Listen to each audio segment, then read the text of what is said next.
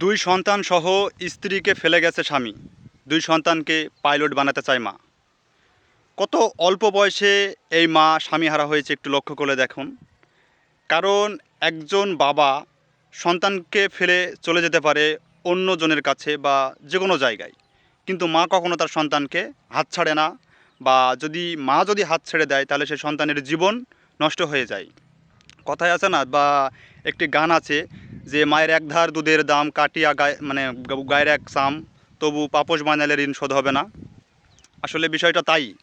কারণ ধরুন যদি বাবা মারা যায় বা বাবা চলে যায়, মা যদি থাকে, তাহলে মুরগির বাচ্চাদের মতো পাখার ভিতরে রেখে মা বাচ্চাদের মানুষ করতে পারে এবং বড় স্বপ্ন দেখাতে পারে, বাচ্চার ভবিষ্যৎ সুন্দর করতে পারে। কিন্তু বাবা বেঁচে আছে, মা নাই অথবা মারা গিয়েছে, তাহলে সেই সন্তানের ভবিষ্যৎ কখনোই সুন্দর হয় না। আশেপাশে বিষয়টি লক্ষ্য করলে দেখবেন। তো যাই হোক, এই মার প্রতি যথেষ্ট সাপোর্ট থাকবে, দোয়া করব আল্লাহ তাআলা যেন তার মনের আশা পূরণ করে এবং তার দুই সন্তানকে যেন ভবিষ্যতে ভালো কিছু করতে পারে। তার মনের আশা, তার যে বর্তমান যে দুঃখ, আল্লাহ তাআলা তার সন্তানের মাধ্যমে যেন তার দুঃখগুলা দূর করে দেয়।